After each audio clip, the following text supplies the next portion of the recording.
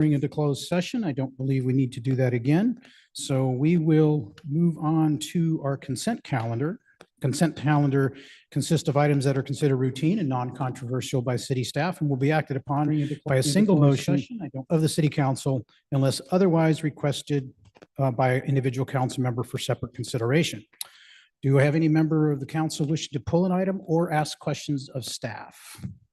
Okay, seeing none, we will open this to public comment, see if any member of the public would like to make a comment on one of our consent calendar items, and that is items E1 through E4.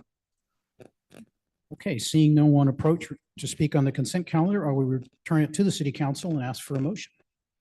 Move approval of the consent calendar. I'll second. All right, thank you. We have a motion by Councilmember Funk and a second by Mayor Pro Tem Daras. Roll call, please. Councilmember Funk? Yes. Councilmember Peak? Yes. Councilmember Newsom? Yes. Mayor Pro Tem Daras? Yes. Mayor Bourbeau? Yes. Motion passes unanimously. All right. Thank you. Okay. Next on our item, on our agenda rather, is updates from the city manager. We'll turn it over to Mr. Jim Lewis. Thank you, Mayor and members of council. And I really thank you for the last hour. It's a privilege to work here and you're a great group of people to work for. And what we have is really, really great. It's good for our community. Thank you. Okay, I do have a few things. First, on the ECRL Community Safety and Parking Enhancement Project update. A little bit left of work on landscaping continues in the median and the shoulders on the Rosario side on El Camino between Traffic Way and Rosario. There's some plant and tree installations that some of the trees died or weren't correct. And so those are being replaced. And there's some flexiplave around sidewalk trees on El Camino between 41 and Rosario. But we're at final punch list items and access to business and driveways remains open. I will share, I'm disappointed that the signal is not energized. And we've had several meetings with PG&E to the point in an email this morning, I was told that we were the issue there and we're not, we're simply not. So we will have officers out at the signal tomorrow for the start of school. It's very important that we protect our children. You made this significant investment and I'm disappointed that our utility can't energize it. And so we continue to have conversations with that, but we will, we have a lot of questions about that signal from the community. So we will have officers out there for the first few days to make sure our children are safe and that motorists are aware that there's now large groups of children starting, especially if you don't have children, you're not maybe focusing the school starting tomorrow. We will also have, I thought about this. I think it's important that the community knows why this is and where it is. And we will have signs saying use caution, not energized by PG&E. And just so there will be signage to show that we have done our part. And, you know, I hate being like that, but our team did everything they should have done. And you deserve a signal and our community deserves a signal that's working on the start of school. So I'll leave it at that. National Night Out recap. We had an awesome turnout for the 2025 annual National Night Out. I think you were all there. I was there too. It was great. Thank you to our police department, fire department, public works department, recreation with CHP, Army, Sheriff, Scouts, Elks, martial arts. I mean, it was quite a deal out there. And really cool to see people come out and interact with law enforcement in particular, and really seeing that that's a career, that we're there to keep peace, be your friend, support you. And Sergeant Don Taylor and Officer Destiny Braun, our school resource officer, and the Chief's Assistant Crystal Carlin did a great job organizing this and bringing it to life. So really appreciated that. Our aquatics program has been a complete hit. So thank you and congratulations to the council for having the vision to bring that back and use D20 funds to have the aquatics program. That was tremendous. And the program, we are going to actually be able to keep it going. So it's been popular enough and our recreation team has managed resources very well. And the school district has been just a really good partner on being very fair in what they charged us for the pool. And so this will allow us to continue aquatics programming Sundays. We're going to run opportunities for group and private swim lessons from August 17th through every Sunday through September 21st. So that's terrific. Passes must be purchased in person and registration for lessons can be done online. So just a terrific win for the community, getting young people to learn how to swim. We have Cruisin' Weekend coming this weekend. It's the all new and improved Cruisin' Weekend because we have a new El Camino Real. And I can see that Mr. DeBar and Mr. Hayes and Mr. Betts are relaxed going into cruising weekends. So that means it's going to be terrific. Terry, not so much. Miss Banish it's her event. We have sold out. We sold out as early as we ever have. I actually had a couple text messages from people who know me asking if there were secret passes for El Camino Cruise Night, and there are not. Have never been. It's first come, first serve. Every member of the community is treated the same. So there you go. El Camino is sold out. Cruise night. We're totally excited. Starts Friday at 6:30, 32nd annual, and the cars will go up and down until 8:30 when we close. So the Lake Park Car Show will also be this weekend, August 16th from 10 to 3. This is the Mid-State Cruisers Car Show, always fun. There'll be 350 antique cars, music, cash raffles, prize giveaways, etc. And when you're ready to move and not be in a car, you can go to Dancing in the Streets. So this is our 9th annual Dancing in the Streets. And it's always a big street party from 5 until 10 in downtown and around the Sunken Gardens. So Saturday evening at 5, we'll jumpstart the evening with community entertainment performances on the steps of City Hall to several bands and designated stages around the Sunken Gardens area. We have a variety of music from the Cassie B Band to the Molly Ringwald Project to the Steppin' Out Band to the 90s Babies Ultimate Party Band. Wow, that's some good dancing right there. Food trucks, craft beer, wine, everything you need to have a great time of music and dancing right here in Atascadero. So we're really excited. We will also have the California Mid-State Fair Queens Court here. Awesome. And 805 Movement and Performing Arts will kick off the event to get people on their feet. So that's terrific. And when you're done enjoying yourself through Dancing in the Streets and Cruise Night, we're going to move right on into the Central Coast Cider Festival on August 23rd because we have a great time here. That's from 4 to 8 in the Sunken Gardens for an evening of cider tasting and education. It's a great opportunity to taste ciders, meet cider makers, and this continues to grow too. We'll also have live entertainment and live bands and DJ sets by Traffic Records. So thank you to them. And there'll be food, merchandise, and other things to do. General admission is $55, a VIP ticket, early entry, and exclusive samples for $75. So get your tickets. We continue our concerts in the park too. So this is now like 3 or 4 Saturdays in a row. Wow. We move on to our last summer concert, August 30th, into the Summer Blues Bash. We have 2 bands, 6 to 9. And this is on August 30th, the Senders Blues Band and Leslie and the Soul Shakers. So there you go. And the parties continue on September 6th. This is a great time of year to be in Atascadero. Annual Brew at the Zoo. So this is always a popular event, 5 to 8, September 6th, live entertainment and food. And you get to hang out with our amazing spider monkeys and red panda and other animal friends. So they're amazing to watch. So there you go. I hope your calendar is free because there's a lot going on. And I think that's what I have to add. I do want to just, if I could ask privilege of the council, there's a big smoke pillar looking to the south part of the community in the Gifford Fire. I did ask Chief Bryson if he wouldn't mind just sharing the situation update. More so, I hope to calm our residents and just remind you of how to be prepared. And then we'll also have that as we talk about the neighborhood fire that our team did a great job on. So Chief Bryson, would you mind giving an update quickly? Thank you. Sure. Thank you, City Manager Lewis. So yeah, we had a lot of questions today. We're seeing a large smoke column.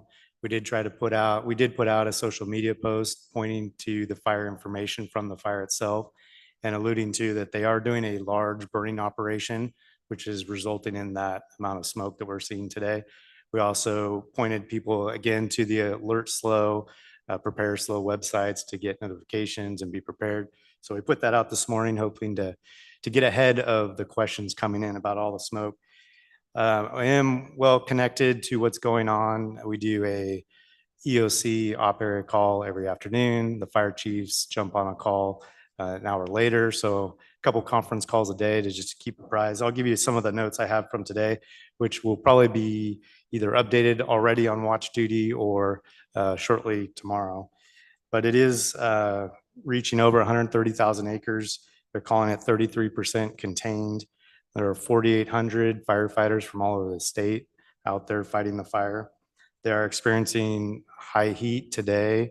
They did yesterday, and it's just supposed to start cooling down. So we anticipate some better conditions. So it is moving through the Garcia Wilderness towards the Salinas River, and that is the big box that they're trying to catch. So I don't know if you're familiar with High Mountain Road. The Salinas River is just to the south of that. They're basically constructing dozer lines all around that area. And that's the big box that they're going to be burning off of. They started this morning anticipating that operation to last maybe as many as 36 hours if the weather stays favorable. So that's why we're seeing the smoke column we are today. There's a big talk about the schools opening up. Santa Margarita will be impacted. So if any of you have children in the Santa Margarita school system, there will be a road directional traffic for school getting into school and the engines getting out to the fire. So that's a big plan for tomorrow. And then just locally, just so you know, we have 6 of our firefighters out there, our ambulances out there. We will potentially be sending our wildland engine out on Saturday. So we are well in tune and we're keeping aware of it.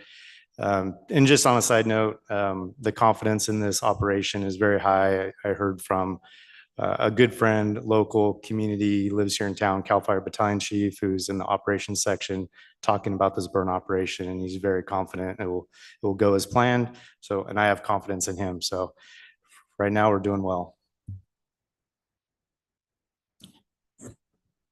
All right, thank you. Mr. City Manager, I saw the slide. I didn't hear you mention the car show on Saturday afternoon. I thought you jumped to the dancing in the streets in the evening. I'm sorry, I'll But there was a read the script. slide on here. Lake Park Car Show Cruising Weekend continues with Midstate Cruisers at the Lake Park on Saturday, August 16th from 10 to 3. There'll be 350 antique cars, and there will be music, cash raffles, prize giveaways, and vendors. And thanks to Midstate Cruisers. Thank you, Mayor. Thank you. It's always interesting to see those cars when they're stopped, as opposed to just watching them drive by during the hot August nights. It's going to be very interesting to see how it works with the new layout of the street. It seems to me it should work just fine, but it'll be interesting to see how it all plays out. Unfortunately, I will be out of town, so I won't be able to see it this time. Does any member of the council have any questions for the city manager regarding his report? Councilmember Funk. Yeah, just briefly to confirm, because I've seen questions about this on social media with regard to cruise night. How is the center median being handled and why? That's a fair question. Mr. DeBar or Mr. Suttles, Chief Suttles, do you want to speak to that for safety? Thank you.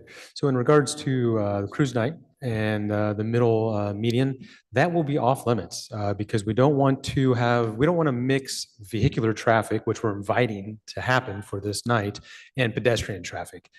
So we're going to keep that. It's going to be off limits to everybody. We're not going to allow people to set up their chairs there. It's very inviting to do so, but we just don't want to have the safety issues that would come along with that. Okay. Are barriers going to be put up? Otherwise, it's going to be a management hassle, people not knowing that they can't. So we're going to, part of our plan is to have other law enforcement agencies help us out that night. We're going to have 10 motorcycle police officers out there. So we didn't want to put the barricades up because visually it doesn't look that great, but we're going to have motorcycles up and down the route and reminding people that that's off limits. And then as the show continues, the motorcycles will be out there throughout the night as well. Thank you. Councilmember Peak. Has there been any announcement on children? So from the schools about the lower parking lot at the high school where they're directing sophomores and juniors to park? So they're not bottlenecking certain streets. Has there been any? Yes, there was an excellent communication from Principal Baca to parents about the junior lot it's referred to as and where they should park and be. I'm more concerned or looking forward to a discussion with her next week on home football Fridays and trying to see if we can turn those into shop downtown, eat downtown, and walk to the high school. So we have a couple weeks before the first home game, thank goodness. But yes, there has been communication to student drivers and parents. Where are they being recommended to park? It talked about the mall drop off and driving less. But there wasn't discussion about parking on this side of the 101. It's going to be interesting.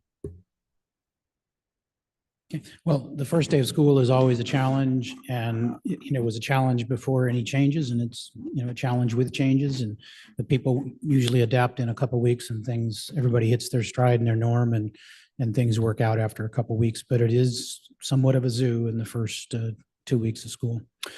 Okay. Any other questions from council members for Mr. City Manager? One more, Councilmember Funk. Yeah, thank you. We had talked about that with regard to the timing of the changing the timing of the traffic lights that's part of the El Camino project, and that there was a reason that that hasn't been done yet and won't be done before the first day of school. If you could go into that. Sure. So we wanted to make sure we have contracted with the group Central Coast Traffic Design to actually optimize lights and timing of the corridor. We want to make sure construction was done, construction equipment was out. There was a more normal flow through the corridor. We wanted to get through the start of school to see how that impacts and that traffic demand impacts. And so, Mr. DeBar, you can add, they'll be here this week watching and making note of that and then making optimizations based off of findings. But did you want to add anything to that? No, that's correct, City Manager. They'll be out here later this week and probably early next week just to observe, because as the mayor alluded to, the first few days are just not a good representation of how traffic will flow. But yeah, then based on those observations, they'll make the adjustments for the timing. Thank you. Okay, thank you. With that, we will move on to our next item, which is community forum. Community forum is reserved for persons wanting to address the city council on any matter not on the agenda, but over which the council has jurisdiction. The Brown Act prohibits the council from discussing matters not on the agenda in detail. The council at its discretion may ask staff to contact the speaker regarding an issue raised during community forum or may ask a brief question. Speakers are limited to 3 minutes. If you want to speak, please approach the podium now. And when you do speak, please state your name for the record.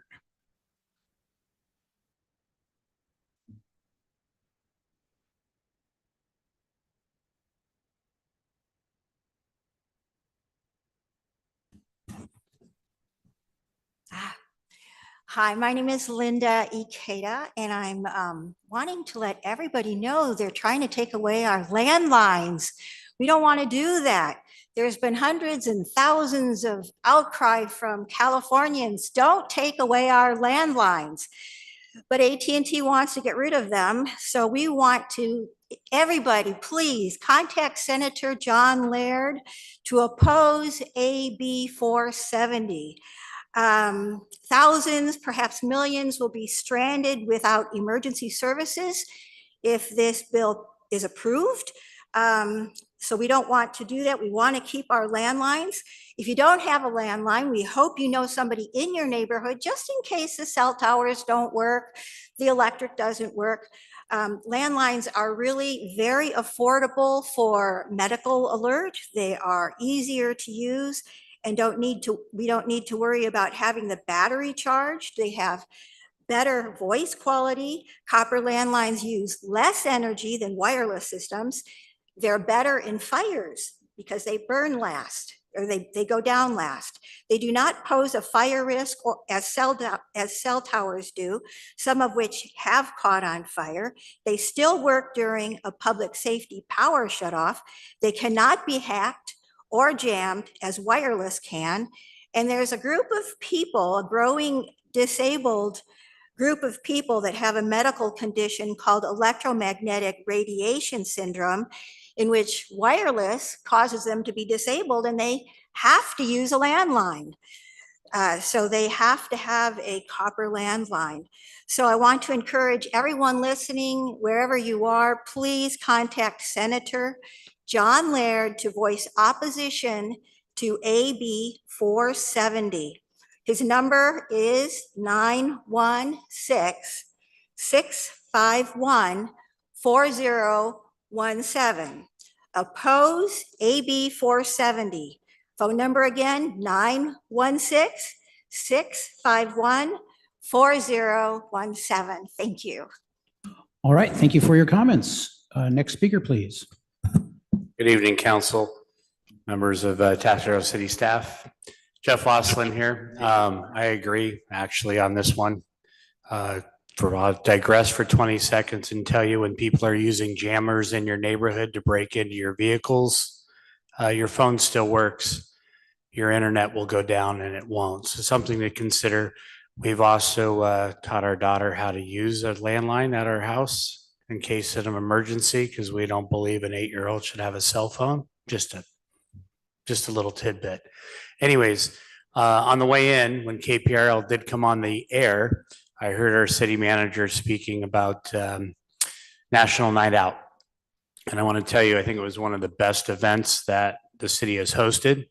And I'm blanking on the two people that were really highly involved in getting them through. One's the chief's assistant, and I forget the other one. Austin Brown. It was an incredible event. It's back where it was years ago, and hopefully it continues that way. So that's fantastic.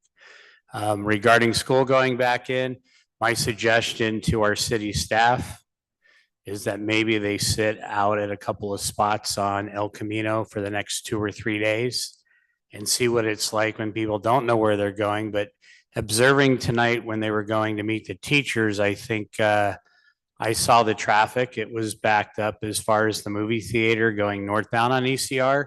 So we might want to keep an eye on that.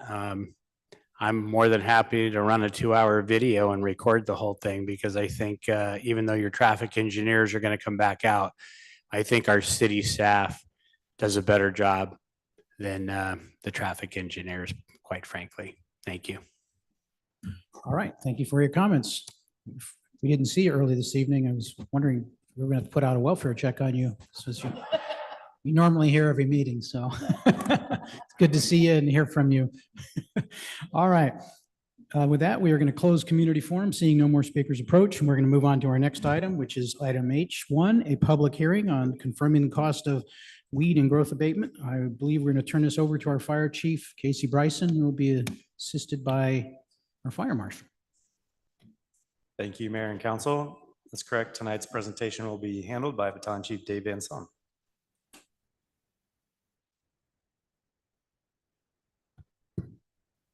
Good evening, Mr. Mayor, council members, and city staff.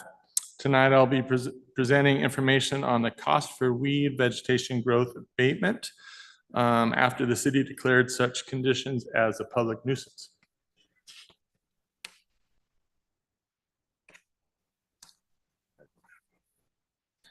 This slide outlines the background of our weed abatement process, from inspection to issuing notices to enforcement and finally to abatement.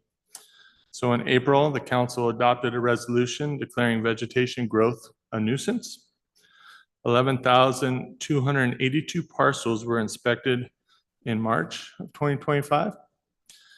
6,382 of those parcels received notices in April, which was a 110 increase from the previous year. The weed abatement deadline was June 1st of 2025. At that time, the 6,382 properties were re-inspected again, and 81 of those properties were tagged to abate, and our contractor ended up abating 44 of those properties. This slide highlights our clear, structured process that ensures fairness and provides multiple opportunities for compliance. Again, in March, the 11,000 plus parcels were inspected. In April, we declared weeds a nuisance and mailed out the 6,382 notices, 111 more than last year. And this increase is due to the improved tools such as using iPads rather than a mobile computer, and more effective inspection framework that was developed by our GIS team. In May, we held a public hearing to give property owners the opportunity to object, but we had no objections at that time. In June, the final inspections were conducted for all 6,382 parcels that received the notices, and enforcement actions were initiated on the 81 parcels that were tagged to abate. At that stage, if a parcel was out of compliance, we attempted to contact the property owner by knocking on the door. If contact could not be made, an orange door hanger was left explaining the violations. And for those vacant lots, we hung a placard on a stake on the property. So the property was staked with an abatement notice. This slide highlights trends that show how compliance rates and enforcement needs can vary over time. It's a year by year data from 2016 to 2025. We had spikes in 2021 of 53 parcels, This was largely due to the heavy winter rains that we had that year, which led to significant growth of the annual grasses. And then in 2025, as I stated before, we saw parcels cut jump from 23 last year to 44 this year. A lot of this happened because some of the commercial lots had multiple parcels on it. So boosting the total handled by our contractor.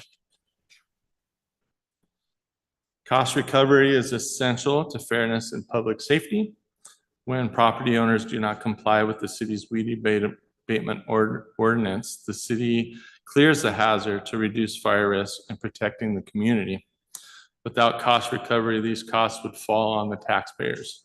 By charging non-compliant owners, we ensure the financial burden stays on with those who fail to act while supporting fire safety and hazard reduction efforts.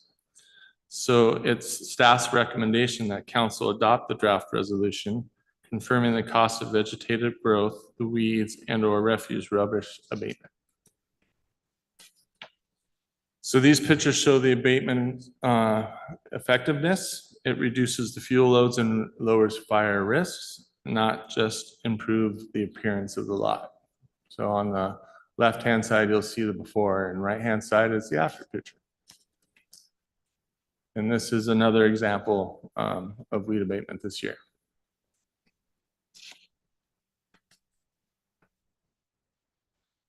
So these two recent examples show how our weed abatement ordinance protects individual structures and the city as a whole. Shorter cut fuels make fires more manageable, allowing firefighters to safely extinguish them and protect the property. On your left is the Llano fire that we had on June 28th this year. And on the right is the San Carlos fire we had on August 2nd, showing that the fire crept right up to the residents. But with their weed abatement practices, it helps save their property. And that's the end of my report. Any questions? Yeah, I have questions and I'll ask the rest of council. I noticed on the dollar amounts, they're substantial because of course we do charge a significant administrative fee because we want everybody to do their own weed abatement. And some of them, like $7,000, $5,000, are those large parcels on the west side? Are those large commercial parcels or do you happen to know? And if not, I'd just be curious later, maybe you can answer me, what was the most expensive parcel there? What was it? Yeah, the charges are based on the size of the lot that's being abated and the amount of work that needs to be done. And it's based upon how many hours the contractor spends on those parcels. Right. And you mentioned vacant lots, you would put a notification on, on a stake. Do we also send like a certified mail to the listed property owner in the county records? We do not during the second inspection. They receive the first notification, and then on the second inspection, I try to make contact. And then if I don't, I just leave the notice for them, and we do not contact the vacant lots specifically. Got it. Okay, and I'm glad you showed the pictures because boy, those are just such great examples of how important it is to do weed abatement. Okay, do I have any other questions from members of the council? Starting on my right, anybody? Questions? Okay, any questions from the left? Okay. Go ahead. Just to comment Mayor Pro on Tem. that one parcel, because I was curious about that too. I looked it up and it's almost a 4-acre parcel. It is one of the larger ones. And because I was comparing the cost from the high cost to the low cost and why such a difference. So I was curious myself. So. Yeah, and I assumed it was time, but that could be more time because of slopes and this and that or what have you, in terms of how much time it takes the contractor to actually do the abatement. Okay, with no questions from the council, we will open this item up for any public comment and invite people to approach the podium. Go ahead.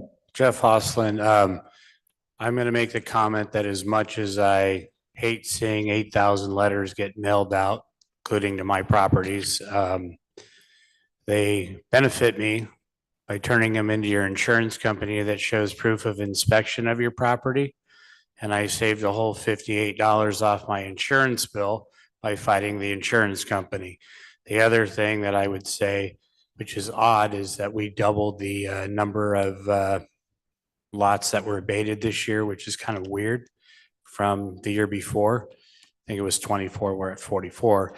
But I'm grateful that we do what we do in the city because you are right. Those two fires were able to get managed quickly, along with this council approving water being sucked out of the Atascadero Lake. It does help. Thank you. Thank you. Any other member of the public wishing to speak on this? Okay, seeing none, we'll return it to the council for any discussion or a motion.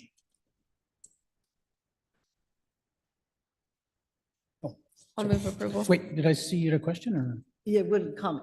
Okay, go ahead. Make a comment. Did you want a comment first? Okay. Yeah, I just wanted to comment that this is such a critical public safety thing that we do for each other. And, you know, those bills are really stiff for the folks that get them.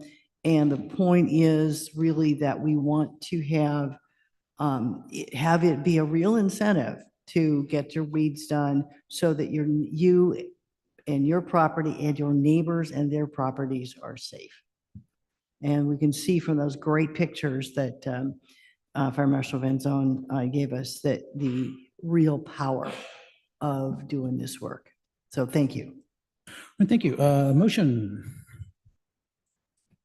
I recommend staff, approval of staff recommendations. Okay. I will second the motion. Okay, we have a motion by Councilmember Newsom and a second by Councilmember Funk. Roll call, please. Councilmember Newsom, Yes. Councilmember Funk, Yes. Councilmember Peak, Yes. Mayor Pro Tem Daris, Yes. Mayor Robo. Yes. Motion passes unanimously. All right. We will, I'm sorry, we'll move on to our next item, which is a management report, an after-action report on the Llano fire. And we will turn this over, of course, to our Fire Chief, Casey Bryson. Thank you, Mayor and Council. It's a privilege to get to speak tonight about this fire. This is basically a presentation on our after action report. So just know that city staff has gathered information from all departments, outside agencies, putting together a report that we can use for future use for training. We capture things that went well, things we learned from, opportunities for further success. So this is a brief overview of that. I'll try to go through the incident and then highlight a few things, and then you can feel free to ask any questions. So this was a significant incident for us, one of the largest fires we've had within city limits in probably 25 years, that also threatened as many as 7 or 8 homes. It seems like it's been a little while. We have been busy this summer. Since this fire, we also had the San Carlos fire, which you saw a picture of, that burned also 9 acres, and tragically we lost a handful of horses in a barn. So that was very sad. We've also had several structure fires in that time, and the Gifford fire, which we talked about. So it's been busy, but it's good to bring back this fire tonight and just give you an overview of our after action report. So just before we play the video here, just real briefly, the specifics. June 28th, 2025 is a Saturday at 1:43 in the afternoon. It was 75 degrees out. We were having nice weather back in June at that time. 54 relative humidity, a slow wind, 6 to 8 miles per hour. That day we had staffing at Station 1 of 3 full-time and 1 part-time seasonal. Station 2 the same, 3 full-time and 1 part-time seasonal. And the chief officer on call that day was myself. We ended up using over 120 people to respond to this incident. It ended up being 19.6 acres. Directly impacted or burned within feet of 7 homes. And I believe our count was 18 residents affected. We called final containment on the 30th at end of day, 1700 that day.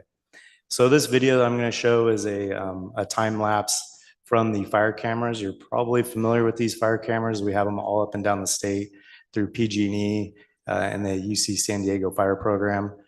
And this will be just a quick snapshot of what the fire looked like from one of those cameras.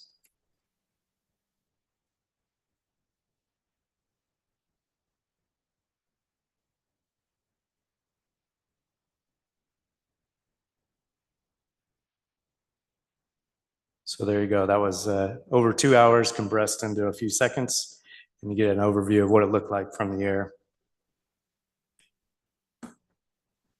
So internal resources, we have, like I mentioned, our 2 fire stations responding. First and foremost, need to talk about law enforcement, the officers on duty, 4 on duty, 3 commanders and the police chief all responded that day. And they are very quick to respond. They can move in their cars faster than we can in our engines. So we had a good response from Atascadero Police. For our emergency operations, we also had city manager, assistant city manager, Laura Christensen, responding in. Colony Park Community Center staff with Public Works and Recreation, Larice plus staff. And then, of course, our Public Works Department, who are instrumental in setting up roadblocks and barricades. So a big response from city personnel. Now let's talk about external resources.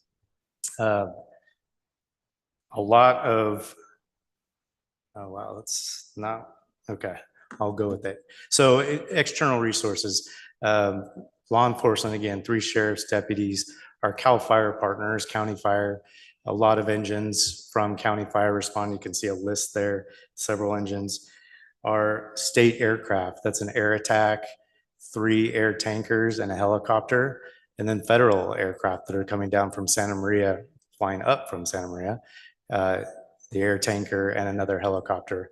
Other city agencies that responded, we've got the fire chief from 5 cities. He has a direct interest in our town. He worked here for many, many years. He responded, city engines from Morro Bay, San Luis City, Templeton, and Paso Robles. That map on the right, it'll go a little better with the next slide, but that is if you can kind of see the road system on there, that's Llano at the bottom and Balboa to the left, Corriente to the right, but those are the air tanker drops. So when the air tankers drop overhead, each one of those lines is one of the drops. And then the turquoise dots are the water drops from the helicopters.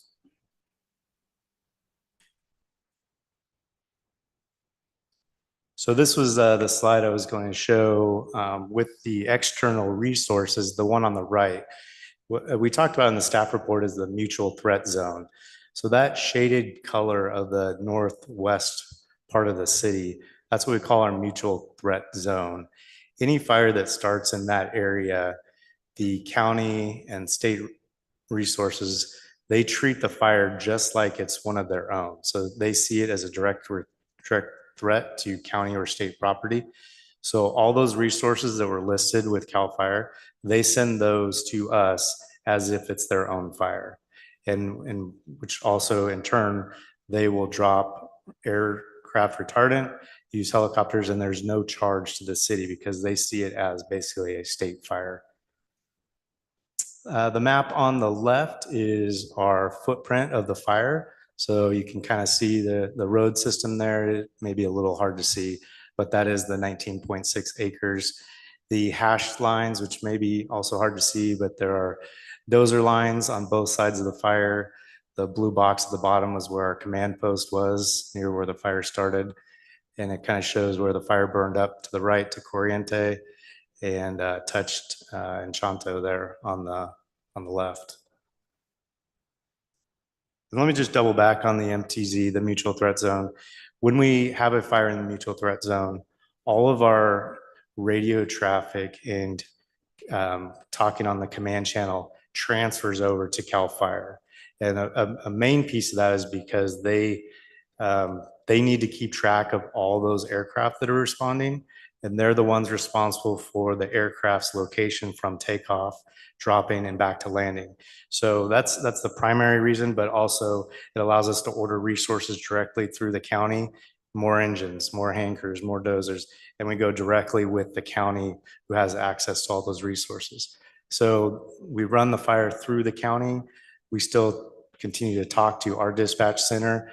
Oftentimes they're receiving all the 911 calls. They're giving us updates on locations of potential evacuations or details on the fire location. So we're actually, when we're responding, we're monitoring both. We're talking to the county for resources and we're talking to our city for details on what's going on.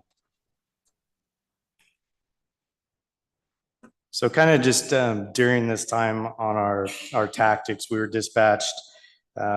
We set up a command post at that bottom location, and it was one of our fire captains, Dean Persick. He's actually out as a strike team leader on the Gifford Fire right now. No, he would have loved to be here. I do have some of my other team here, and many of them were on this fire as well. We set up a command post. We started talking to all of those resources. As they're coming in, they want to know where to go, what to do, where we need them. So you can imagine the amount of radio traffic in those first 5, 10, 15, 20 minutes. It's constant talk on as many as 6 radio frequencies. So between Captain Perisic and I, we were both doing our best to talk to the aircraft, talk to the county dispatch, talk to our city dispatch, and then all 15, 20 plus resources coming in, getting there quickly and needing an assignment, needing to be told where to go. We start placing those pieces of equipment. We basically get engines all the way around. They're putting in hose lines, putting out the fire as it spreads. We've got hand crews that are starting at the origin area, building dirt, constructing hand line all the way around. We've got dozers doing the same thing. And then I can't say enough about the aircraft. You saw the retardant drops.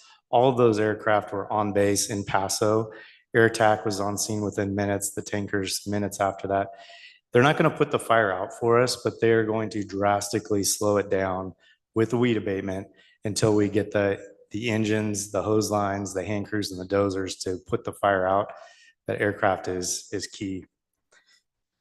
So basically, we surrounded it. We got up on all sides of it, the Enchanto, the Corriente, the Llano. And once we had all of our equipment in place, constructing those hand lines, we started to feel real comfortable.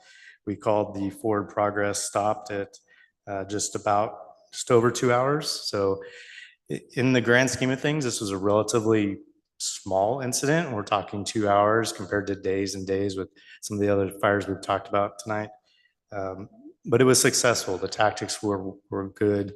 We train on this type of event, and tactically how it was handled went very well. And I can get more into tactics and strategy if you want later, but I think a big piece of our questions may be around the public information and notification. So I'm going to hit on that for a minute, and we can come back to the firefighting if you like. So you have a timeline in your staff report. You've seen what we did and when notices were made. The big piece of this is that evacuations start at the very, very beginning of the incident. So initially, people are calling 911, talking to our dispatchers. Dispatchers are trained and they're going to ask, are you in danger? Do you see flames? Do you need to evacuate? Getting people to safety right off the get-go. So that's first. I mentioned our law enforcement, Atascadero police were out there quickly. From minute one, they know where to go, where to get in front of where this incident is heading. And they're knocking on doors, telling people it's time to leave. Long driveways, they're driving down them, making sure no one's down there. We did use on this incident the high-low siren, which Atascadero was the first to roll that out a couple years ago. Every police and fire vehicle has the high-low, the European sound. So between knocking on doors, I think we actually put a few people in cars. High-low sirens, notifications and evacuations are starting right at the first minute. Now we did kind of that next phase, getting people immediately out of harm's way. The next phase is getting a notification out to where the fire is going. So the main way we do that is with the WIA. All of our public notifications are handled through county OES. So we make a request to do a wireless emergency alert through the County Office of Emergency Services. They give themselves they hold themselves to basically a 20-minute time frame to push that notification. And it does take a little bit of time to build it into the computer. You have to have only so many characters that can go out on your cell phone. They have to translate it into Spanish. They have to build the system and hit push on the button. And they had it built and sent in about 14 minutes. And we know we have confirmation from some of the cell phones that received in less than 20-minute mark. They also are off duty, so they would handle this within 20 minutes if they're all sitting there at their office in San Luis for sure. But getting this done on a Saturday afternoon, someone comes into their house, gets on their computer, builds a system, and makes the notification. So that's the wireless emergency alert. Goes out to every cell phone, whether you registered, you've not registered, you're in the location, it's hitting the cell towers. So this will hit our tourists, anybody staying at an Airbnb, all those cell phones will be notified. That goes hand in hand with the reverse 911. So reverse 911 will go out, they'll be tied together. County Office of Emergency Services will make the request to do the reverse 911. However, the button to make it happen goes through the sheriff's department. So they may be, you'll notice in our time frame, it was a few minutes after. Dispatchers are going to be busy. They're going to be as busy as ours were. So that delay in the reverse 911 was basically going through the sheriff's side of the house. Now, we talked about landlines tonight a little bit. We heard that from the community, that it's good to know for sure, being aware of what's going on. Landlines are already in the reverse 911 system. So you don't have to register your landline. It automatically hits in the area that we've drawn. Now, cell phones are a different story. Cell phone is an opt-in program.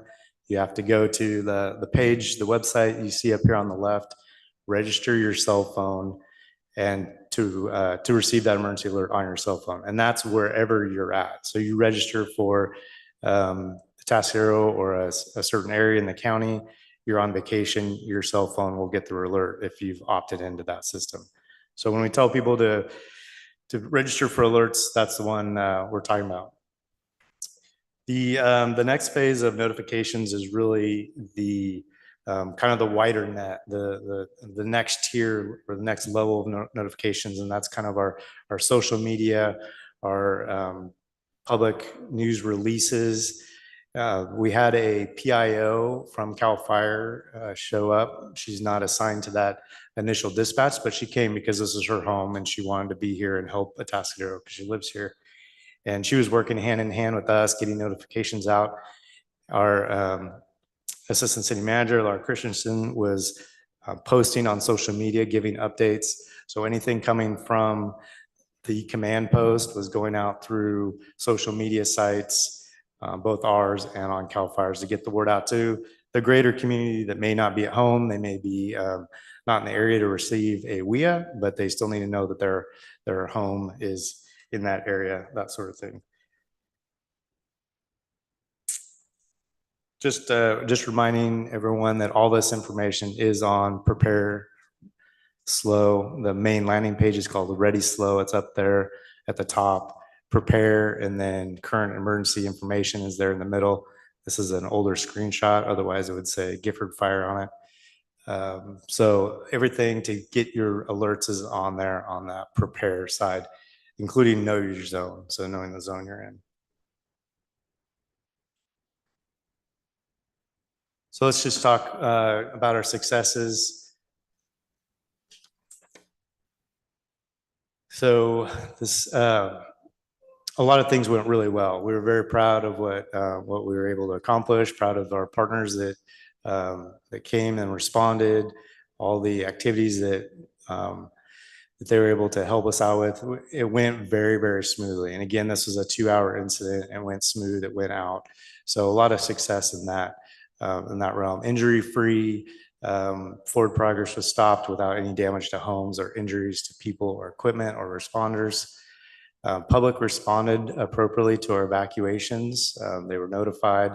A lot of it was the door-to-door from our PD, but we know that the WIAs went out and were successful. A big one is that shelter provided with at our Colony Park Community Center. We haven't trained a ton with them, and without a ton of information to them, without details on how many people, on all that, they just got it done. They opened it up, they set up tables, they got water, they accepted people, had 15 plus residents, plus animals. I think I heard a rooster was involved. So they just got it done. So super proud of Public Works and our rec team. I mentioned the law enforcement response. We had city employees responding back to duty. Off-duty fire responded, 2 additional engines. Public Works on call, putting up barricades, closing roads down. And then I mentioned our city manager, assistant city manager, being ready to deploy or activate the EOC.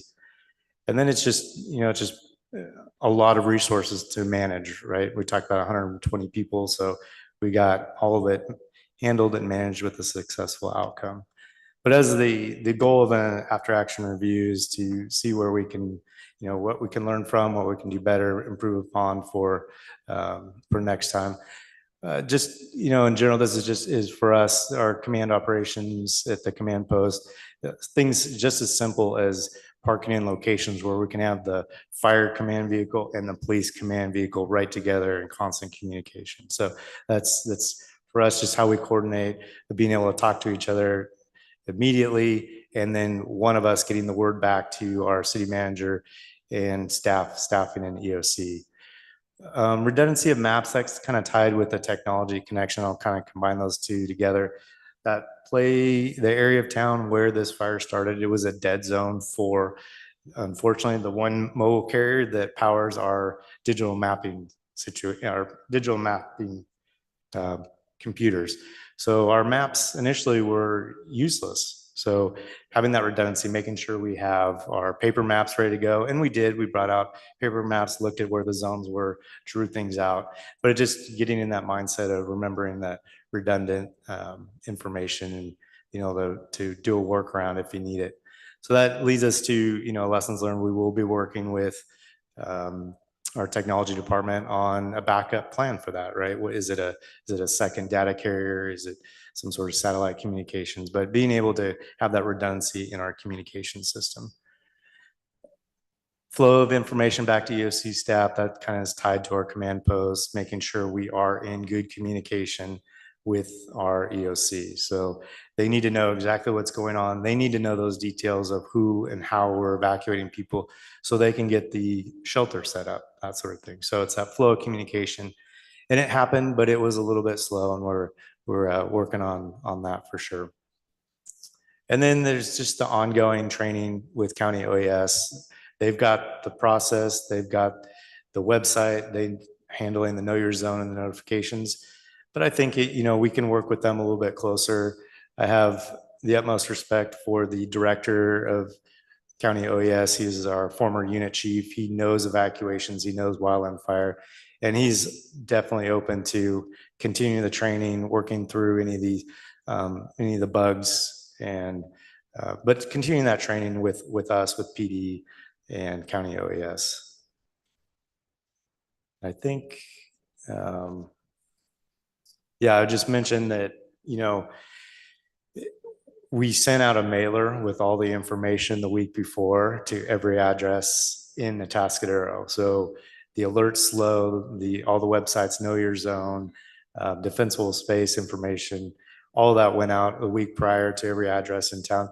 But we realize it's an ongoing education. So even at the National Night Out last week, we were handing out more of those that we mailed residents. We're still going to give you another one, point it out, talk to you. So we know that it's easy to forget when a lot of things are happening. It's a busy summer, but just as a lessons learned, we know that people need to be told and reminded, and that's okay. We do have a little bit of community feedback here. I believe we can play this video, and then that will be concluding my presentation. We had not done the preliminary work around our residents, that this would have been a totally different scenario. If you had to write a storybook fairy tale about how it could be handled, this was it. We don't have experience in this. You don't have experience. Hopefully you've never had to live through it. Everyone was personable and making sure that if we had questions, it didn't matter who it was, that they were addressed. They had a crew stay overnight just in case there was a flare up. I think that's the only reason that we all slept that night, knowing that they're here just in case. I think I would have stayed, if there was no one here, I would have been a fire watcher that night, and I didn't have to do that. We all personally signed a letter to the fire departments that were involved to thank them for their service. It really is, I don't know how you do it. It takes a certain type of person, and I am so appreciative of their sense of urgency, their sense of safety, and just like making sure that everyone was okay.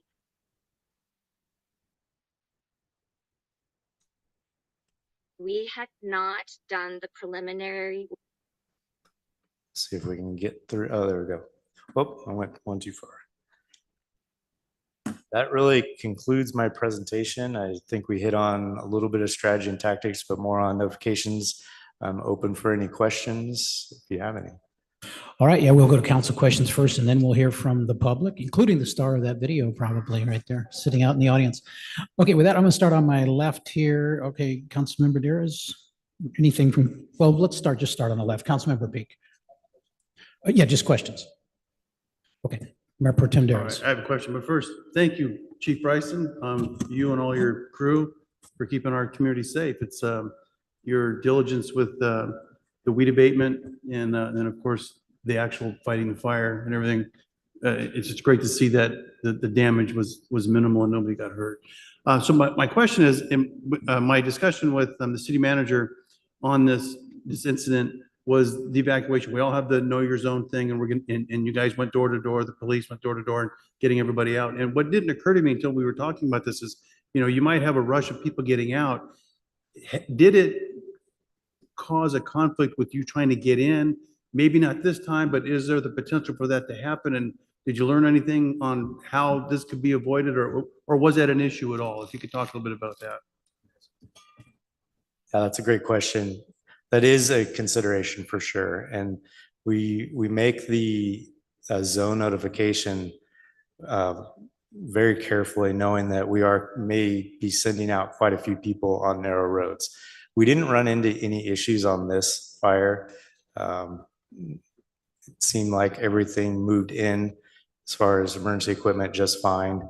We didn't have many traffic holdups, as you say, but it is a consideration, and that is something we need to think about. We can be more descriptive. We can give updates in those notifications on which ways to travel. So we can give an update and advise, okay, maybe we've done the notification. We're saying evacuate. We're telling people where to go. And then we can give updates on travel routes if we need to consider that. But that is a consideration, and that is part of the reason why we make a notification after very careful consideration. I think the police chief may want to add. Yes.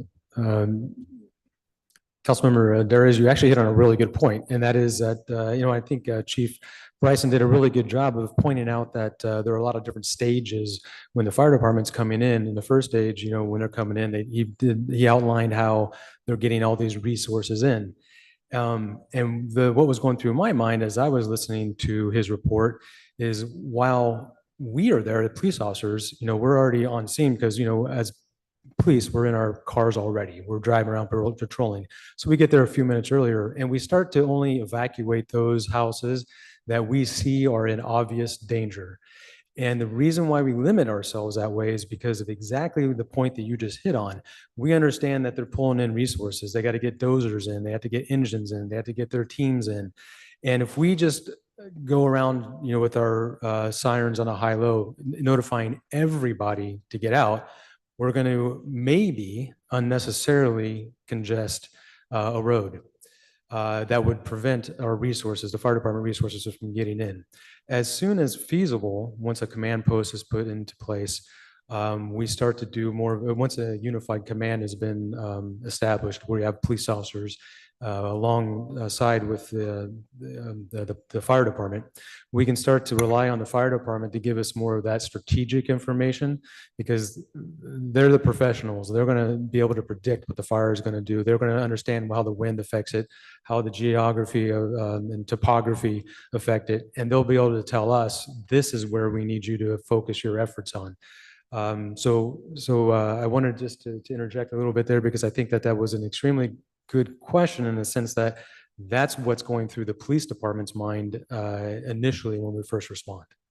Thank you. And it's comforting to know that you guys are working so well together, for the same cause. And that's good, because like I said, it didn't occur to me. And I thought, man, that could be a real problem. You're trying to get everybody out, but you're trying to get in. That could, but anyway, I'm glad you guys got it all figured out. Thank you so much. Thank you. I'm going to pass it down, but I wanted to follow on to that because I picture a bulldozer going out to the dead end of Enchanto or the dead end of Corriente, and I think that happened in both cases. If somebody was trying to evacuate at the same time, I mean, you have, it is just going to depend on how far down the road you are or whatever, because these are, pretty narrow roads if you're bringing a big truck with a bulldozer on it. How do you handle those situations? Yeah, good question, Mayor. So in this case, the tractors pulling the dozers were staying on Llano, and they drove up to Llano, Enchanto and Corriente through the fire.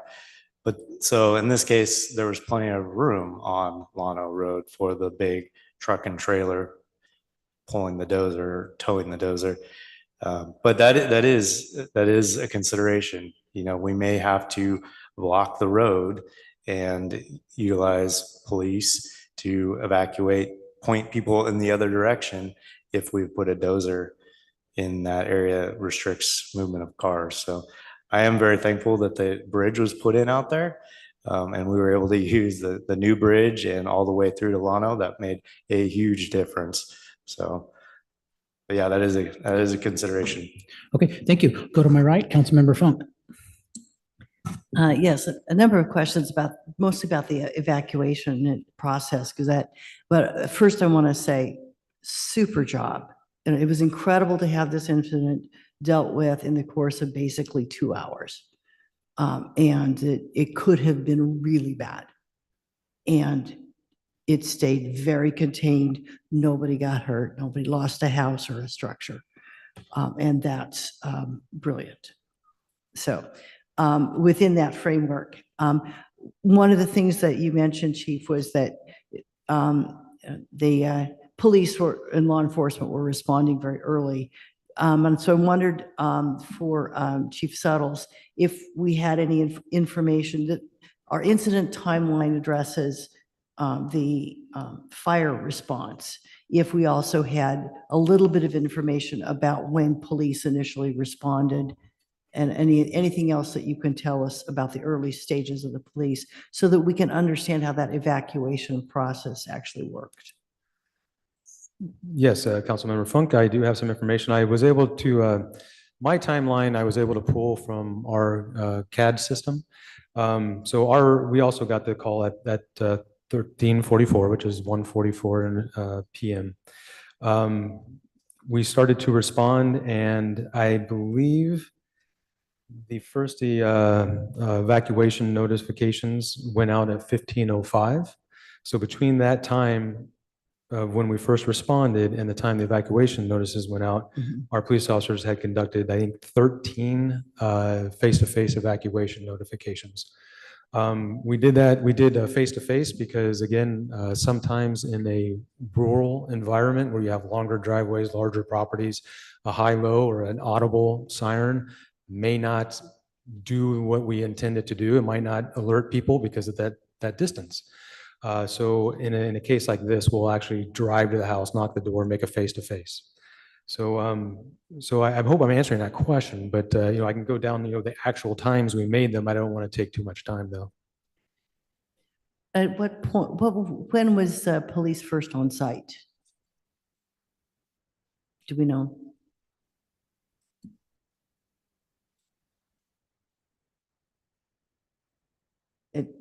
Yeah, if you can enlighten us later on that, then. I can let you know. I have it all in front of me. It's just that it's the entire list of everything that took place into that level of detail you can provide. Right, yeah, we can get at that. But it's safe to say, would it be safe to say that the police, but because police were already in their cars and they were there a little bit before the fire, and that would be typical in this kind of situation, that the first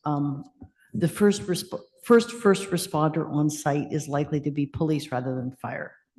That's correct. And simply by the nature of our missions and what we do, and the police department is literally in their cars driving around when a call comes out. Gives us that time advantage. Yeah, okay. Another thing is, as I was monitoring this fire and the notifications and what information would be available to people who were not in the area but needed to know what to do or what impact it might be having, I found that on the county website that this incident was never listed at the top of the website. And, I knew it was happening, so I continued down the website. And if I went down to the Know Your Zone and looked up my zone and was able to get the map to load, then I found out what was going on. But otherwise, the banner headline, do we know why that is? And is that something that is the subject of further discussions and opportunity for improvement? Yeah, I think it's an opportunity to continue our ongoing discussions with county OES. I have full confidence that it would have been put up there as a central display on the website had this incident continued to grow.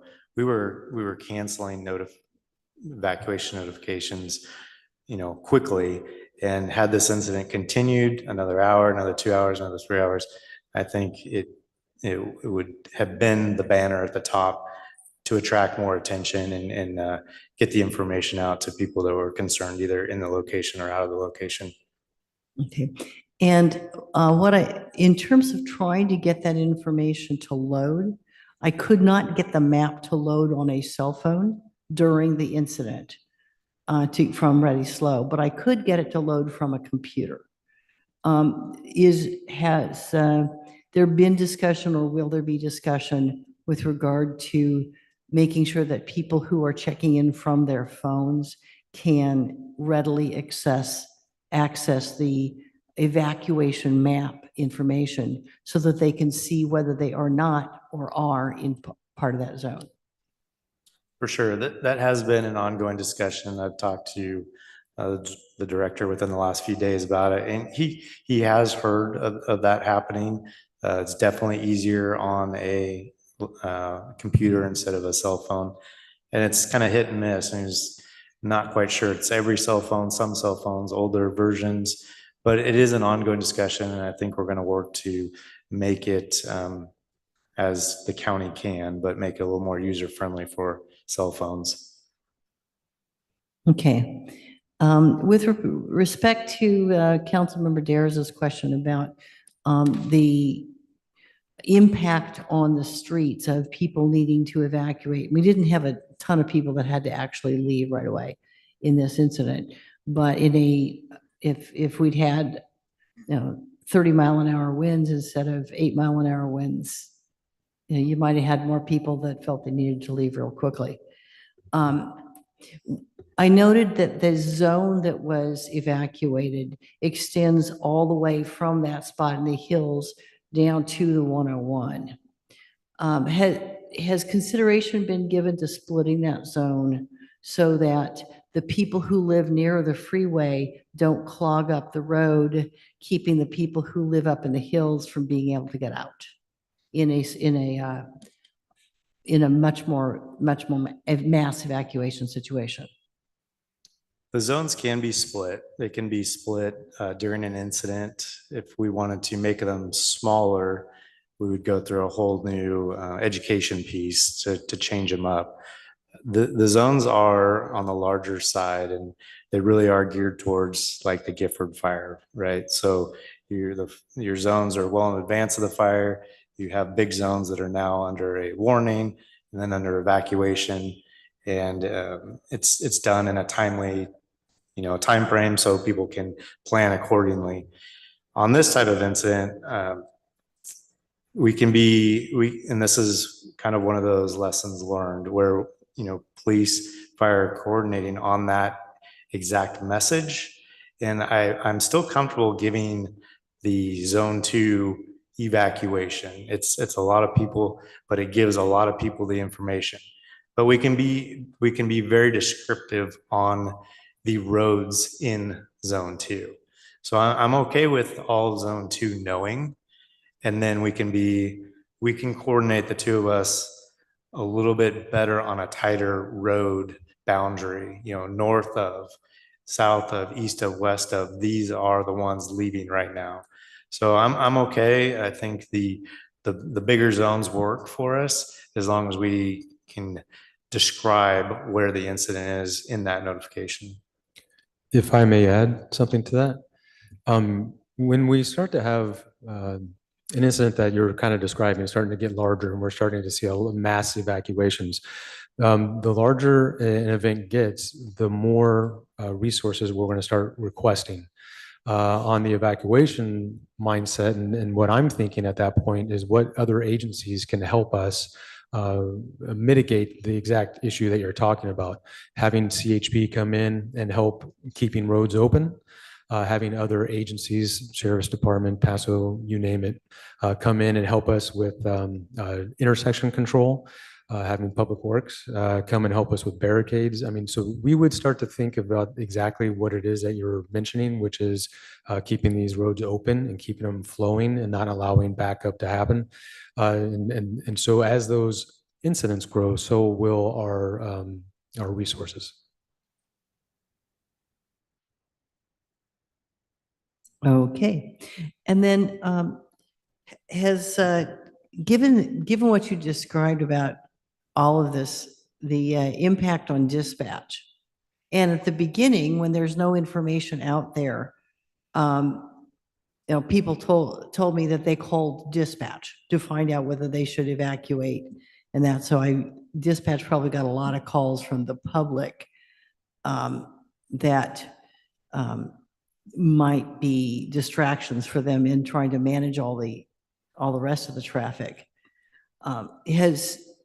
What conclusions have you made at this point, or is that an ongoing discussion about how we can best manage the impact on dispatch so that function can focus where it needs to? Again, I think that's an excellent point, because we just had a discussion about who's the first, of the first responders to go to get there. Well, one people that we failed to mention is the dispatchers are the ones that are getting the first phone calls. They are the absolute first people on the front line of that, which can be quite overwhelming because, we don't run staffed for an emergency like that. We run staffed as a normal day. So your two dispatchers are handling this entire amount of calls coming in.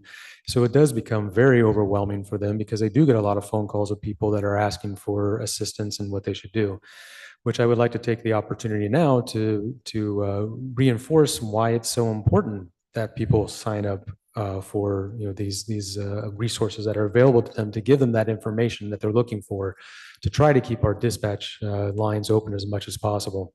Our dispatchers are trained to give as much information as they can, but they're also trained to do it as quickly as possible so they can get back to other lines. So I would also ask for the patience of anybody who tries to call in and feels as though they didn't get a patient person, because imagine the amount of phone calls that they're dealing with at that time. But I would say, again, to reiterate, I think this is why it's so important that people take advantage of those other resources and avenues of information. Okay, thank you. I'll defer other comments and thoughts until we get to discussion. Okay, thanks. I'm going to go back to Mayor Pro Tenderas and then go to Councilmember Newsom. Thank you, Mayor. I just had a quick follow-up question because I think you brought up something that was really important.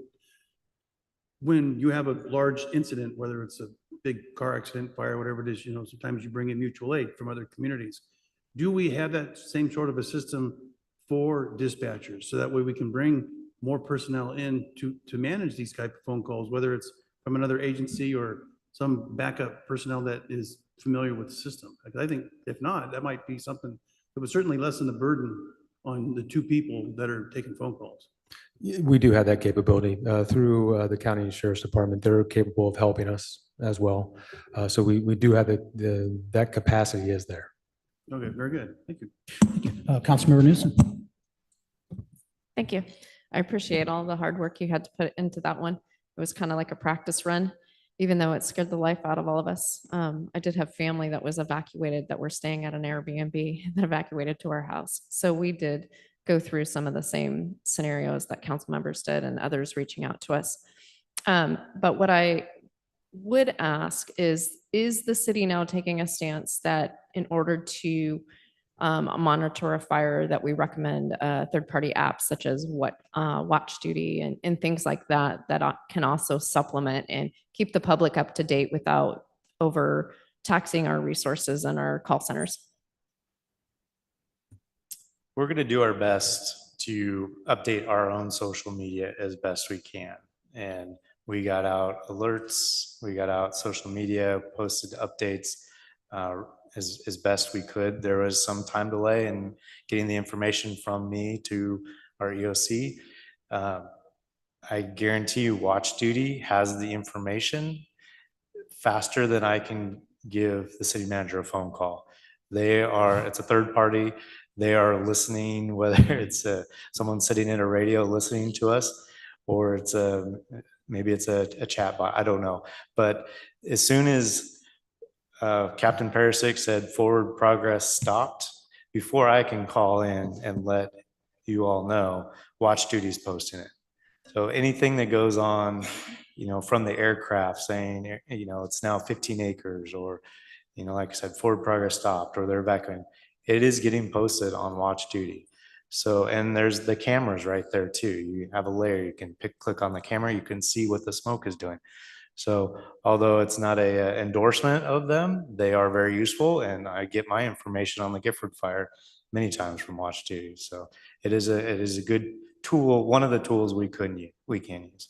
You mentioned in some of your report that there were some issues with cell outages and people's, apps not loading because it doesn't have cell service. I know there's different carriers. AT&T is good. Verizon went down for a day and a half. I mean, there are certain resources that we need to be utilizing throughout some of those, urban and remote areas.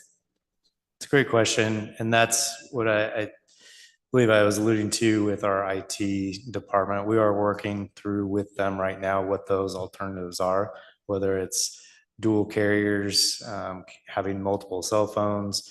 On this incident, my city MDT or mapping system was on T-Mobile, didn't work at the base of Llano, but my cell phone, Verizon did, and I was able to power my map back through Verizon. So having multiple carriers is good. There's also the Starlink systems. There are other options out there, and we're going to do our best to, go through all of them and see which ones will work for the city.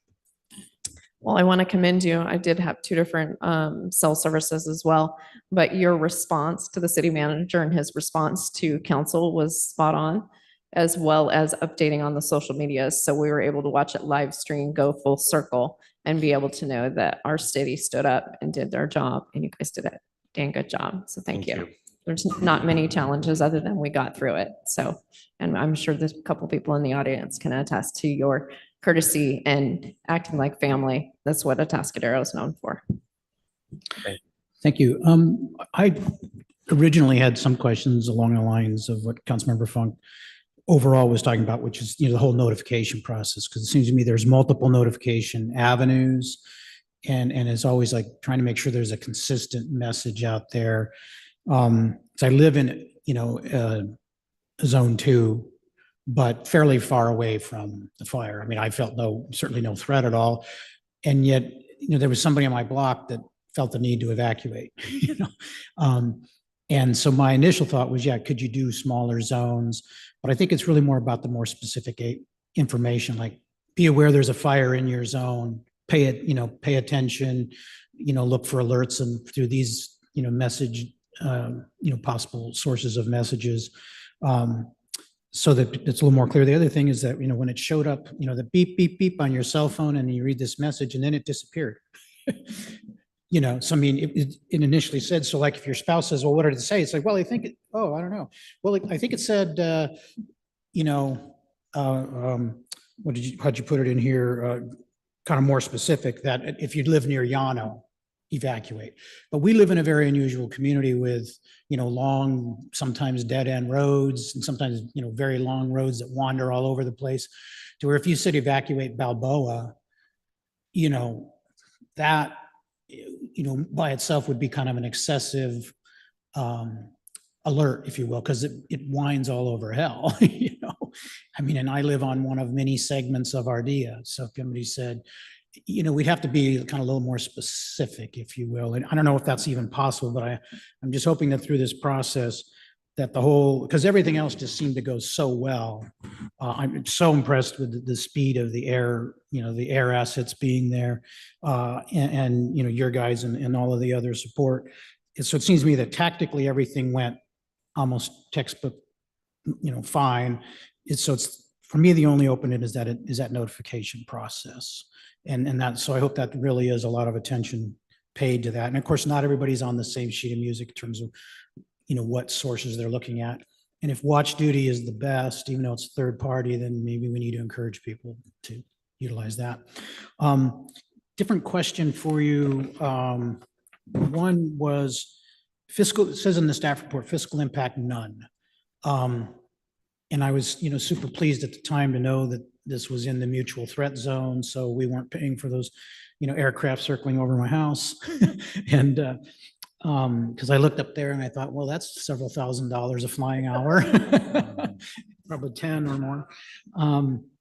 And so that was a huge relief from a financial standpoint for the city. But was there no fiscal impact at all? I mean, we didn't know mutual aid for overtime costs or anything, or? There was minimal. Okay. We had some minimal food costs. I can shout out to County Fire. They didn't need to, but they purchased food for all the crews that night. I actually still might get a bill from them. I don't know. Well, that's okay if you do. I saw fiscal impact none. I thought, wow, that's. Yeah, minimal. And you're correct. We did have 2 days worth of probably 12-hour days of overtime. So yeah, in essence, there was some overtime for the extra bodies for the next 2 days. Got it.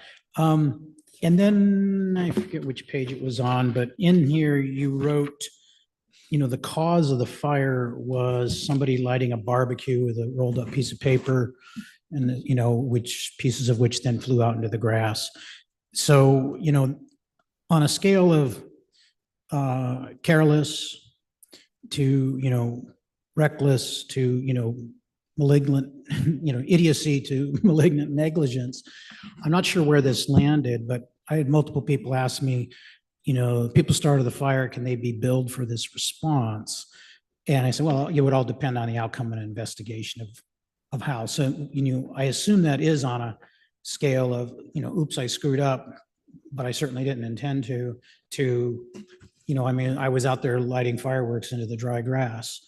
I'm not sure where this landed, but was that at least looked at in determining a level of fault, and whether or not, if there was a sufficient level of fault, that would be potentially billed to, whoever was involved?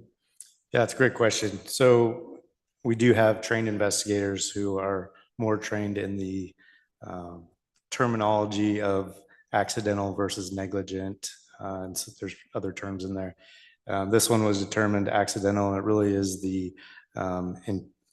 goes back to the intent, or what they were doing and what they were thinking they were doing at the time, if they had any intention of or knowledge of what the outcome could be. So this one was accidental by definition instead of negligent. However, we were still allowed to recover costs, probably through insurance companies. And there very well may be some. We're still kind of analyzing call it rehab work after the fire. If we need to do any treatment of, the dirt that was cut by the dozers, that sort of thing. So there may be some impact still to come. Speaking of that, dozers and such, neighboring property owners, maybe the dozer had to cut through their yard and drove through their garden, or knocked down their barbed wire fence, or, that sort of thing, burned up their favorite landscaping, what have you.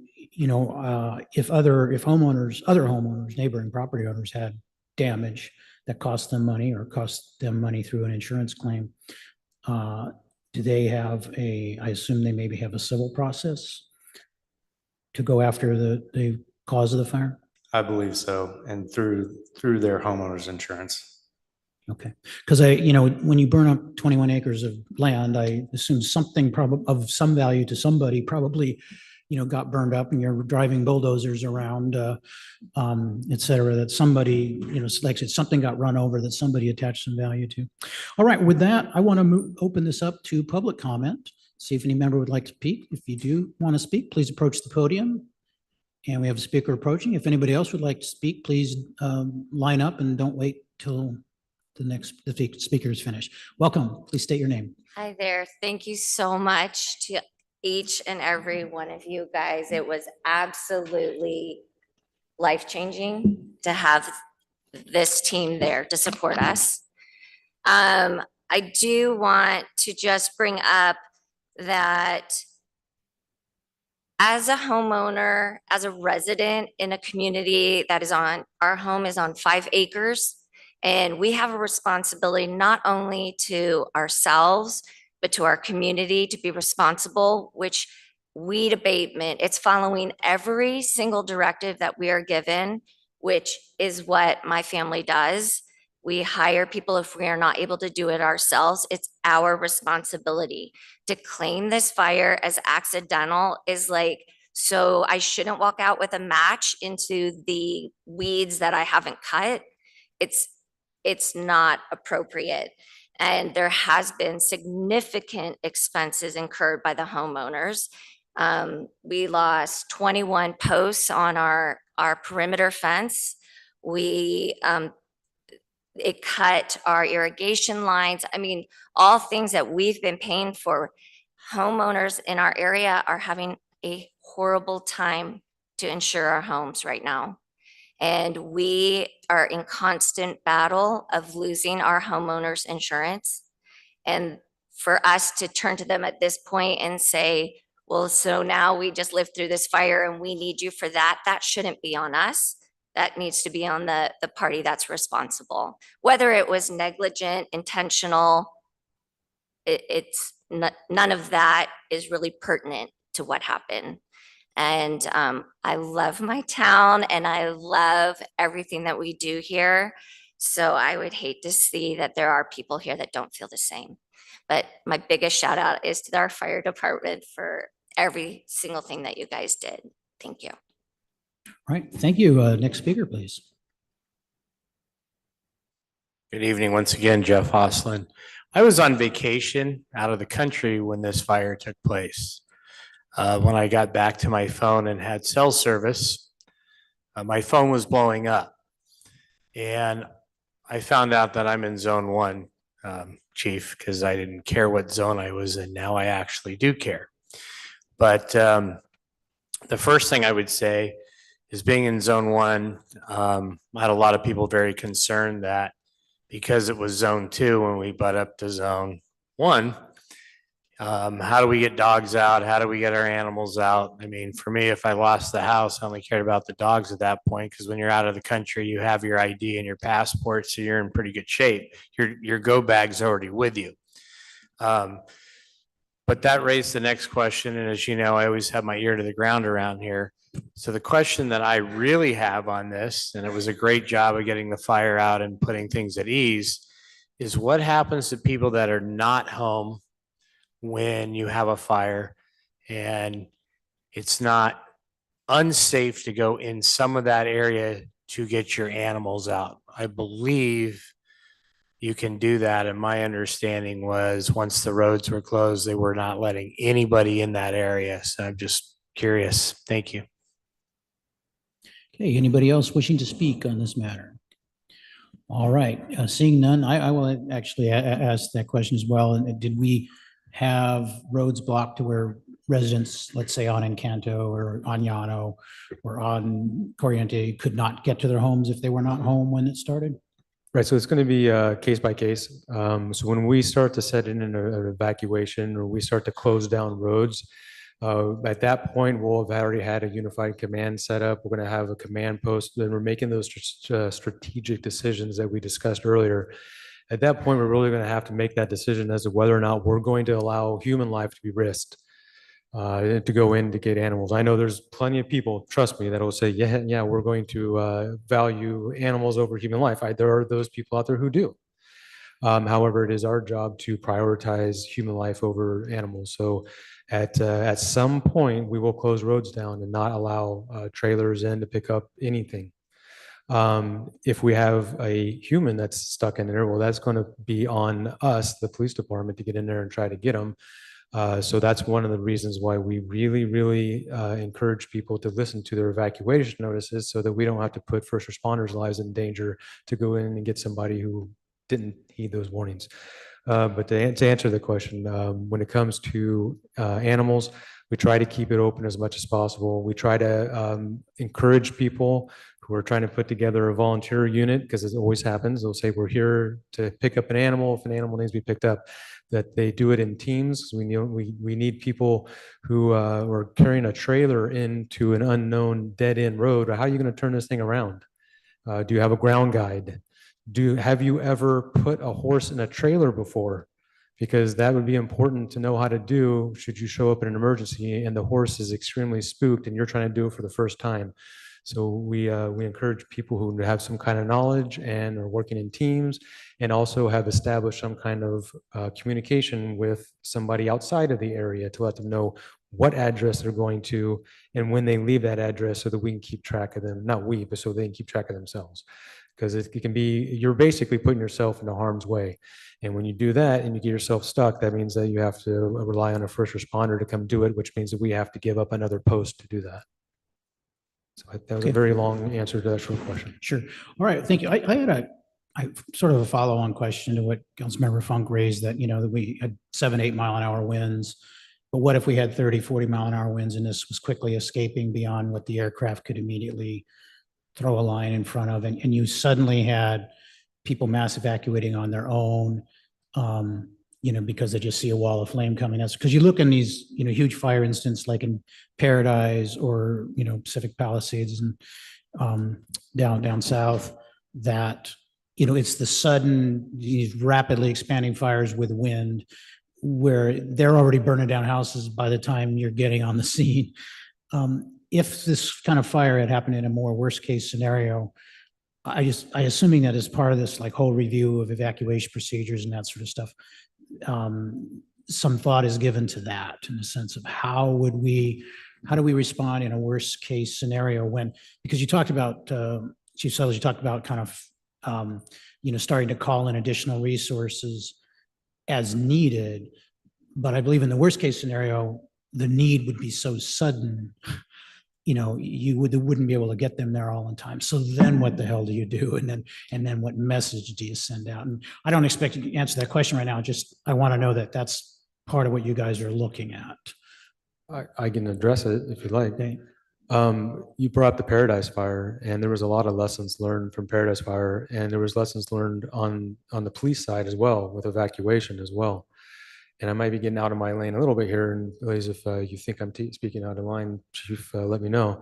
But one of the things that was learned from the Paradise Fire, because you're right, it was so rapidly moving that getting your car and trying to evacuate may have put you and your family in more danger. At that point, the recommendation was to find a open parking lot and take refuge, because that's going to be a better place than on the road. To find an open field, even though it can have grass and other things, you'd rather deal with a grass fire than you would trees or brush, because of the nature of the fire. So there are some like worst case emergency advice that can be given, but other than that, we're going to try to, like I was saying before, as we're calling in more resources, we're going to try to control those roads as much as possible to keep them open. Sometimes we take both lanes, and we'll use both lanes as exit only. We'll shut down one of the directions of travel. So we'll do what we can, but there are some mitigating factors you can do if it's absolutely overwhelming. Okay, thank you. All right, any other comments? Go ahead, Matt. Sorry, I have some Councilmember follow-up Newsom. questions. As we start talking about animals coming out of that fire, there was a horse that was walked out because, trailering and getting it around. There were some other resources that were circulating around social media. And I know this is our city's first major fire like that. But I would like to see that we're reaching out to other resources like the horse evacuation, heat, some other agencies like that. I know on this fire, I've been following a little closer than most, but San Luis is talking about ag passes and things like that. For some of us that do have large animals, they don't haul out in one trailer. It's going to be a multitude of neighbors either hauling out or some of us making multiple loads to Paso Fairgrounds and things like that. As we're evaluating our situation and the ongoing fire, I would like to see that we possibly implement prior to a fire things such as ag pass.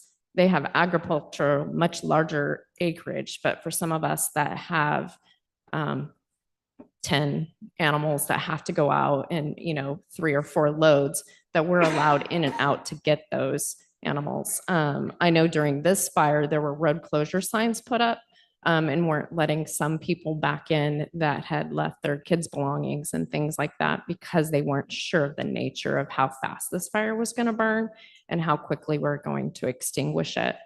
The other thing I'd like to note is one of the people that was evacuated was in an Airbnb. So the Google mapping system to get in, they got disoriented. So the system, the GPS that took them out was a different way it took them in. And so they suddenly become paralyzed and not knowing where they were, not knowing the zone they're in, terrified because they came out of, Roseville and some other major fires.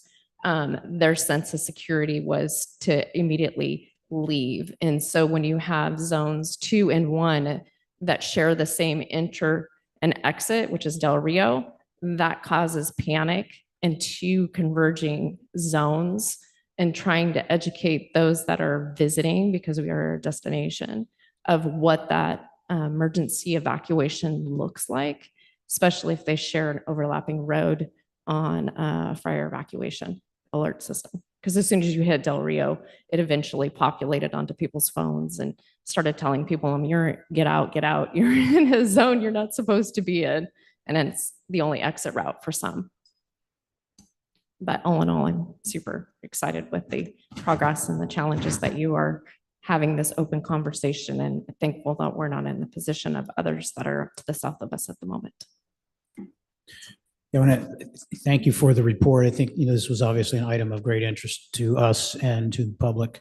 And, fortunate because of all the great work you guys did, but we always want to know what can be done better, for the future to make everybody feel more secure. Okay, with that, sorry, did you have a comment, Councilmember Funk? Yeah, I did have a couple of follow-up questions that I deferred until after we had public comment. One is that in the talking about what a worst-case scenario, back when we first launched the program that was Zone Haven at the time, at the direction of this council, to have the city look at the data on how risks were changing and what resources we needed to deal with changing risks. That resulted in Zone Haven. One of the key lessons for this community was that the traffic engineers said that would be not helpful to us to turn big arteries like Santa Lucia or Del Rio into one-way zones, but that the key to getting this community out of the hills was to get them onto the 101 and or the 41 as fast as possible. And that included being able to block the cross traffic on all of the overpasses in town except for the northernmost and southernmost overpasses, so that the cars coming down out of the hills could immediately turn either left or right onto the 101, boom, boom, boom, boom, boom, boom, boom. Do we have, at this point, have we pre-positioned resources and trained staff so that the staff that are available, in town, I mean, maybe the finance staff might end up directing traffic, but that they're here, and could be out there faster than somebody from Morro Bay or San Luis within a PD uniform could get here. And you don't need you just need a safety vest and to know what to do to be able to manage that and need some traffic cones. So I haven't had a chance to ask staff where that stands, but I'm wondering if it is known where that process of positioning and training for blocking overpasses stands. Yeah, thank you for bringing that one up. That is kind of our big evacuation plan. We used a traffic engineer several years ago to come up with that plan, and it really is looking at moving quickly 3 and 4 zones all at one time. So it's a big section of town that needs to move in a hurry. So we do look at that plan regularly. We have a committee that meets once a month to talk about emergency preparedness, and it is discussed at least once a year. We've talked to each individual departments, Public Works specifically, it's going to be a huge weight on Public Works, but each department is represented in that committee. And with the understanding that it may not be a wildland fire, it could be whatever fire, or excuse me, whatever emergency, we are bringing city staff back, and you may, yeah, just as you said, be manning a street corner with a stop sign. That might be your job, but we do have that. We have that discussion at least annually for fires, or more than annually for other emergencies in preparation to bring city staff back. Okay, thank you. And then following up on what Anna was talking about, just more broadly, what we saw here in this instance, it was so easy for a small action to suddenly put a lot of homes at risk. And to start something that could have been disastrous, particularly under other conditions. If the wind were high and moving the fire quickly, if the fire assets had been off at the Gifford fire instead of hanging out in Paso Robles, the air assets, all of those kinds of factors. It brings to mind two questions about the sort of prevention. The setup here, I understand that it was a relatively new property owner of that property. And that might be pretty common to have, for a property donor to come in, this is their first fire season, they're not really, up yet on, if they haven't come from an area that has this kind of fire risk, they may not be aware how acutely sensitive these things are. Is it something where if real estate agents were to note to a property transfer in a high fire risk area to the fire department, could the fire marshal go out and sort of do a welcome wagon visit and alert them to how they let's get your phone signed up on the reverse 911, and here's how it works, and here's what's really important where you are, because you and your neighbors are together in this, and you've got to keep each other safe. Yeah, I think that stresses the importance of our ongoing education. So getting the word out often, not every day, but often on social media and mailers. But I think there's an opportunity there with our real estate group. We will not know when property changes hands ourselves, but a connection to the local real estate. I think they have an association that I've spoke to before. I think we could have a connection there where we have some information that group could hand out to new residents to town. So I think there could be an opportunity at least to get them the information, and then it'd be on them to contact us. We do the consultations right now. Anybody that calls wants us to come out and consult on defensible space, preparations, we give them the information, but it takes them to track us down, even though, it's all over the website and we make it well known, but they need to ask us. So if we're able to get that information to that group, that definitely could be an opportunity. Okay. And the other group of folks besides new property owners that would be least likely to know what to do to keep themselves and other property owners safe are people who are guests in Airbnbs on the property. And so, I know we're going to look at Airbnbs later this year, and that is thought being given to whether we need to have notification and or fire clearance requirements on properties when they register to be used as Airbnbs if they are in the highest fire risk areas. It's a great question, and I think we'll have to put some thought into it before the Airbnb discussion comes back. On the first hand, every property in town is subject to the 100-foot defensible space, the weed abatement requirements, and are held to that standard. If there's additional additional requirements placed on Airbnbs, I think it's something that the community development director and I can discuss and see if what level that could be and what those options could be. But I think we'd like to put a little thought into that one. Okay. I'm thank- actually reading I have the ordinance in front of me. They'll be proposed to the planning commission. I'm reviewing that actually right now.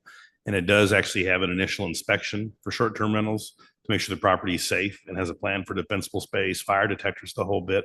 And then each year you have to send an affidavit that says you're abiding by all the city rules, and that's one of them, the weed abatement program, and that you have information posted for tenants. So that is what we have written in now that will go to the planning commission and then ultimately to the council.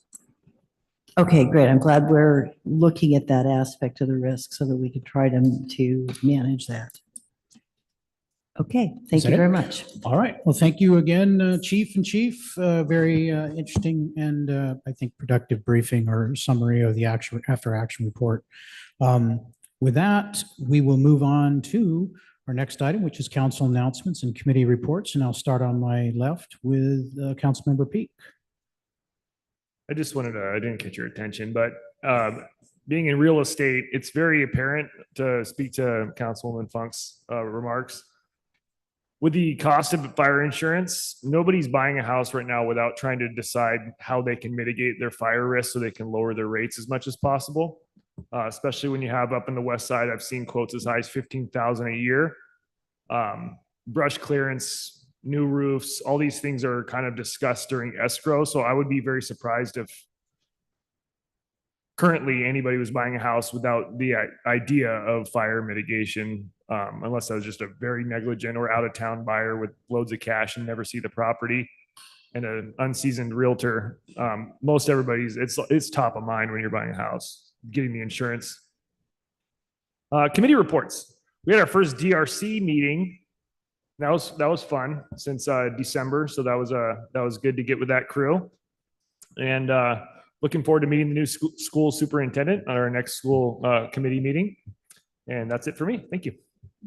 Mayor Pro Tem Daris. I do not have anything to report. Thank you. All right. I'll go ahead, Councilmember Funk. The DRC with Councilmember Peak is the only thing that I've got to report as well. Councilmember Newsom. I have nothing to report. In the summer, it gets a little quiet. Tomorrow, I will be having an Integrated Waste Management Authority meeting. This will be our first meeting with our new executive director, Kobe Sky. So look forward to that. And did have a mayor's meeting last week in Arroyo Grande. Nothing of particular note to report from there. I will note to the public that as is usual, we only have one meeting in August. So you will not see us again here until September 9th. So if anybody shows up here 2 weeks from now, they're going to be lonely. So just want to make sure we make everybody aware of that. Okay, with that, we're going to see if any council member have any individual determinations. Okay, and with that then, we are adjourned. Thank you, everybody.